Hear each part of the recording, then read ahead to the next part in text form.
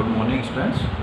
आज का हमारा जो टॉपिक है राजस्थान भूगोल का, इसमें बहुउद्देश्य नदी घाटी परियोजनाएं या आज हम लोग जो टॉपिक को ले रहे हैं इंदिरा गांधी नहर परियोजना, सबसे राजस्थान की सबसे बृहद सिंचाई परियोजना, यानी भारत की सबसे जो इम्पोर्टेंट है, सबसे बड़ी जो सिंचाई परियोजना है उनमें इसको शामिल किया गया है।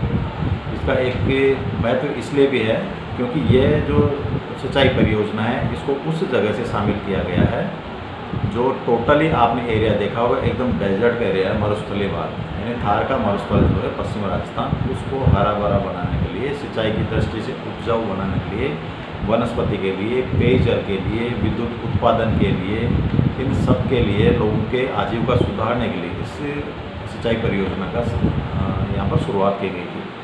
आपको ध्यान होगा कि सिंपल से एक चीज़ है कि हिमालय के पानी को किस तरह राजस्थान के मरु भूभाग में लाके उसका उपयोग किया जा सके, इसका एक सपना देखा गया था। और ये सपना देखा था महाराजा डूंगर सिंह जी ने। इस सपने को पूरा किया था गंगा सिंह जी ने।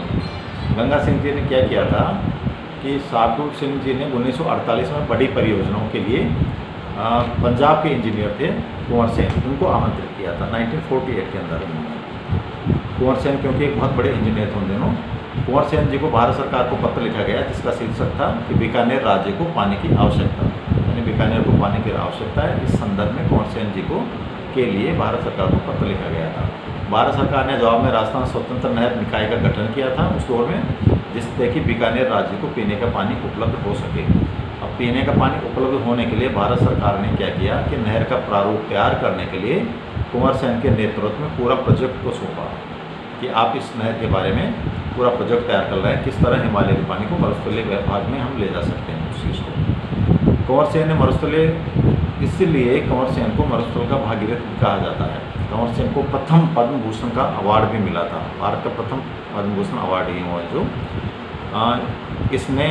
इसका प्रारंभिक नाम इंदिरा गांधी नहर परियोजना था, राजस्थान नहर परियोजना था। जब इंदिरा गांधी की मृत्यु हुई उसके बाद में 2 नवंबर 1984 को इसका राजस्थान नहर से नाम बदल करके इंदिरा गांधी नहर परियोजना इसका नाम रख दिया गया। 1948 में जल पूर्ति की रिपोर्ट की गई जिसमें सतलज नदी के ऊपर हरिका बैराज एक डैम बनाया गया, जिससे उस बांध से पानी इंदिरा गांधी नहर में डालने की एक रिपोर्ट तैयार की गई थी। इस तरह से इंदिरा गांधी नहर परियोजना का 31 मार्च 1958 को जो तत्कालीन गृह मंत्री थे गोविंद बल्लभ पंत, उनके द्वारा इसका उद्घाटन किया गया था। यह परियोजना राजस्थान, पंजाब और हरियाणा की संयुक्त परियोजना है। 3 स्टेट्स का इसमें हिस्सा है और ये इस परियोजना में पंजाब और हरियाणा में राजस्थान नहर बहने के बाद में हनुमानगढ़ जिले के टिब्बी तहसील में आकर और खरा गांव से इंदिरा गांधी नहर राजस्थान में प्रवेश करती है। इसके 2 भाग हैं, 2 भाग में इसको डिवाइड किया गया था। प्रथम था इसका राजस्थान फीडर और दूसरा भाग था इसका मुख्य नहर, जिसकी टोटल लंबाई जो थी 649 किलोमीटर इसकी कुल लंबाई रखी गई थी। राजस्थान फीडर की 204 किलोमीटर थी और मुख्य नहर की 445 किलोमीटर इसकी लंबाई थी। यह नहर 1992 में पूर्ण हो गई थी। इसमें क्या हुआ था कि इसका लोकार्पण 11 अक्टूबर 1961 को उपराष्ट्रपति डॉक्टर सर्वपल्ली राधाकृष्णन नौरंगदेसर के स्थान पर उन्होंने इसका उद्घाटन किया था। इस नहर में प्रति सेकंड 223 क्यूसेक घन मीटर प्रति सेकंड की दर से पानी मिल रहा है, आ रहा है पानी है। जो प्रारंभिक अनुपात के अनुसार इस तो कुल नहर परियोजना की जो लागत आकी गई थी 64 करोड़ रुपये आकी गई थी, मात्र 64 करोड़, याद रखिएगा। लेकिन इस परियोजना की वर्तमान में 3120 करोड़ रुपए इस परियोजना के ऊपर खर्च हो चुके हैं, यानी पूरे प्रोजेक्ट के ऊपर जो आकी गई थी कीमत 1958 में 64 करोड़, अब तक खर्च हो चुके हैं इसके ऊपर 3120 करोड़। अब आप अनुमान लगाइए कितनी महंगी परियोजनाएं होगी। क्यों होगी? क्योंकि समय पर इस परियोजना का नहीं बनना, यानी टाइम रहते जो इसका टाइम लिया गया तो उसकी परियोजना का निर्माण नहीं हो सका, तो इसकी लागत दिनों दिन बढ़ती गई तो 3000 करोड़ रुपये से ऊपर इसकी लागत आ चुकी है इसकी। उसके बाद में इसके अनेक वितरिकाओं की लंबाई, वितरिकाएँ जो बनाई गई थी उसकी लंबाई 9425 किलोमीटर है और इसके ऊपर जो टोटल परियोजना का जो लाभ मिलना था 19.63 लाख हेक्टेयर ज़मीन के ऊपर से सिंचाई सुविधा उपलब्ध करवानी थी, 19.63 लाख हेक्टेयर में। उसके बाद ये आंकड़ा भी इसका क्या दिनों दिन बढ़ता जा रहा है राजस्थान कैनाल का।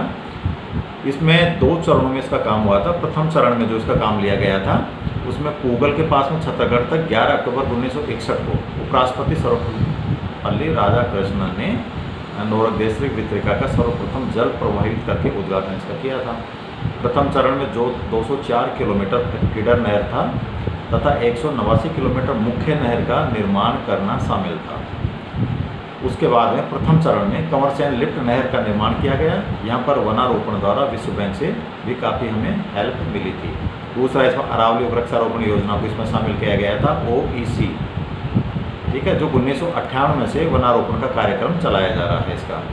1990-91 में IGPN यानी इंदिरा गांधी नहर परियोजना 5.7 लाख हेक्टेयर सिंचाई क्षमता का और इसमें वृद्धि की गई थी 98 से इसमें।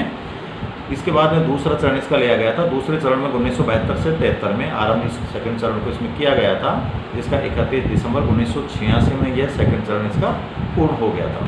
जनवरी 1987 को तत्कालीन केंद्रीय मंत्री विश्वनाथ प्रताप सिंह द्वारा इसमें जल को प्रवाहित किया गया, उद्घाटन इसका किया गया था, जिसमें टोटल वितरिकाओं की लंबाई 5959 किलोमीटर थी, मुख्य नहर की लंबाई 256 किलोमीटर थी और इसमें अनेक शाखाओं का निर्माण इसमें द्वितीय चरण के द्वारा किया गया था।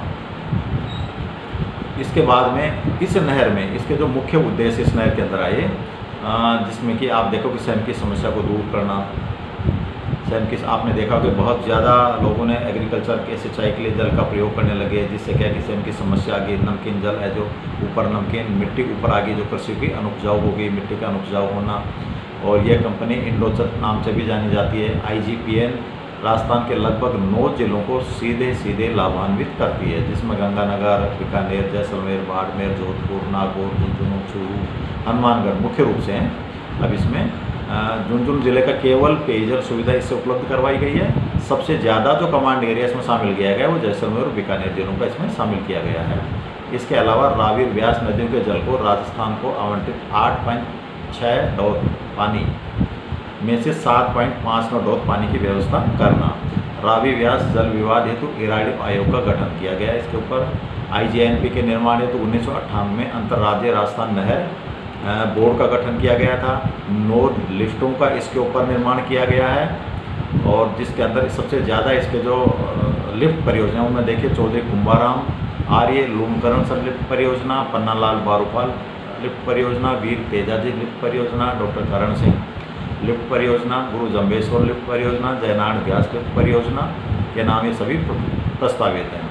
मुख्य रूप से आपसे इसके राजस्थान के पश्चिम भाग के जो मरू जिले हैं उनको इसमें शामिल किया गया है। जो लास्ट में इसका गडरा रोड के आगे मोहनगढ़ तक है वहाँ तक इसको शामिल किया गया। उससे आगे भी आगे का जो प्रोजेक्ट है इसका कांडला बंदरगाह से इसको मिलाने का प्रोजेक्ट है, जिससे कि परिवहन भी इससे हो सके। कांडला बंदरगाह से सीधे इसमें नौकायन हो सके और परिवहन में भी काम आ सके।